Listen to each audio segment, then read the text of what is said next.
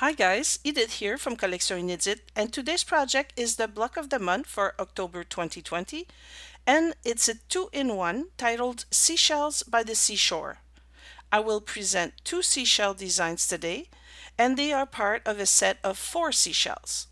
The other 2 will be presented next month. The size of the appliques without the background for all seashells are about 12 inch by 10 inch or 30.25 by 25.5 centimeters. And the size with the background is 18 inches square or 45.5 centimeters square. The instructions, fabrics, and thread requirements and templates to make the applique with the free motion quilting design are included in this pattern. You will find the link to get to the PDF document under this tutorial and make sure to save it on your computer. I invite you to join my email list and to receive my newsletter. Just go to my website's homepage. Every month I will let you have a peek at my new project and the ones in progress. And don't hesitate to subscribe to my free YouTube channel and click on the bell to be notified when a new tutorial becomes available. To assemble the top of a quilt or to quilt, I use either my soprano or my tiara from Baby Lock. To do the free motion quilting, I use the Super Bee embroidered threads, 40 weights from monfil.ca, and I like to use the fabrics from Northcott Fabric for all my projects. As for the appliques, I like to use the light Steam Seam 2 and the warm white 80-20 for batting by the Warm Company. To make the applique with the free motion quilting design, you will need a light box or a table with a glass top under which you can place a lamp. You will also need a mechanical chalk pencil and some light Steam Seam too. If you've never worked with the Steam Seam product, check out my tutorial on the subject and I've posted the link below. Let's start with seashell number 1, and later in this tutorial I will show you seashell number 2. For the appliques and the background, I've used this selection of fabrics from Northcott Fabrics. To quilt this project, I've chosen these colors of threads, but I must tell you that my choice of thread colors could have been better, and if I may suggest you a shiny red thread throughout the design. I suspect that this project would have been way more elegant with a red thread. Of course, this is only if you decide to use the same shades of fabric as me. Needless to say, I'm going to try the red thread on my next 2 seashells.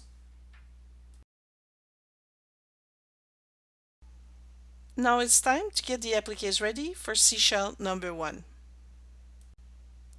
First, trace the applique templates on light Steam Seam 2, and then cut the interior of the Steam Seam templates and keep only 3/8 of an inch or 1 centimeter around the edges. This will prevent the appliques from being too stiff. Next, apply the Steam Seam templates on the wrong side of the fabric and press, and finally cut the appliques. Just a little note, guys, that if you find that some appliques are too small, you could do them in free motion quilting instead of a fabric applique. Contrary to some of my other projects, we will place the appliques on the shell before we trace the free motion quilting design. For this, you will need the quadrants 1 and 2 and tape them together at the red line. Place the paper quadrants on top of the light box and turn on the light. Then place applique number 1, which is the shell, on top of the quadrants where you see the design. Add the appliques 2 to 27 on top of the applique number 1, where you see them through the fabric. When you are satisfied with the look, press the appliques 2 to 27 on applique number 1 to fuse them together. When the appliques are ready, you can trace the free motion quilting design on the applique, and to do this, print quadrants 3 and 4 and tape them together on the red line to get the complete image. Then place the paper quadrants on top of the light box and turn the light on.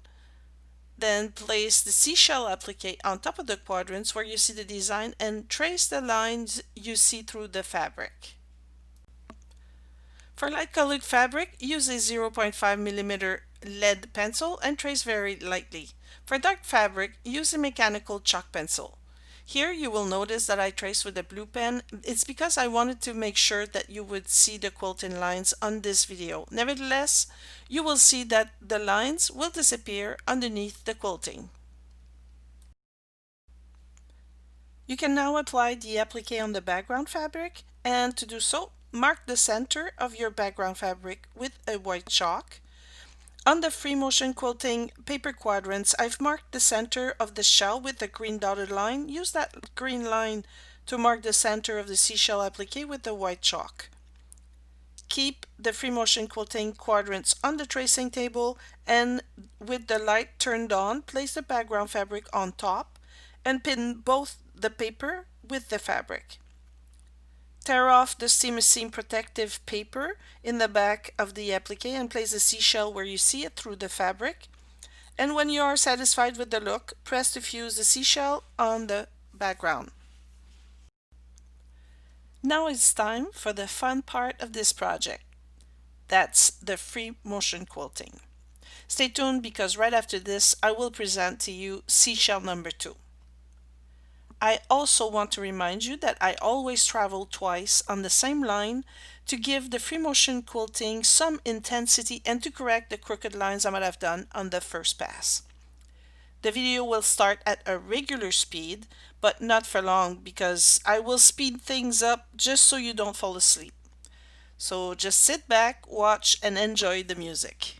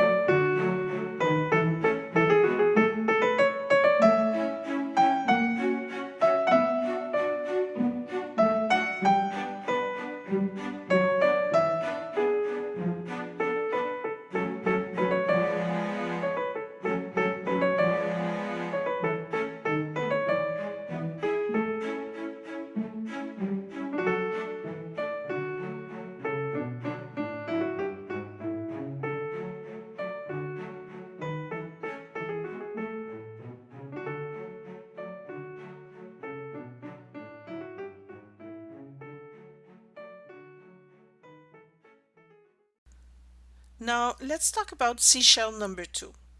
This one only has 3 appliques, and the process to get the appliques ready is a tiny bit different because the free motion quilting design has to be done on all 3 appliques before fusing them to the background fabric. And the rest of the process is exactly the same as the Seashell number 1.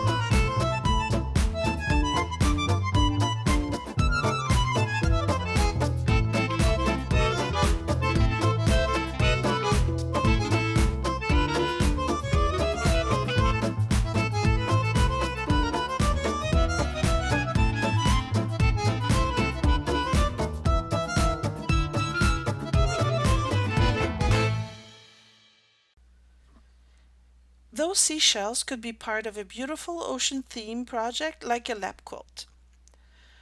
Or wrap each seashell on painter's canvas and make 4 centerpieces for your wall. Make also 4 placemats or 2 throw pillows with a seashell on each side. You can also use these for free motion quilting practice since they are small and don't require lots of fabric. The ideas are endless. Just have fun with it. So that's it for today. I hope you like these 2 little projects and that you will join me next time for the next 2 seashells in November. Thank you for watching and I'll see you next time.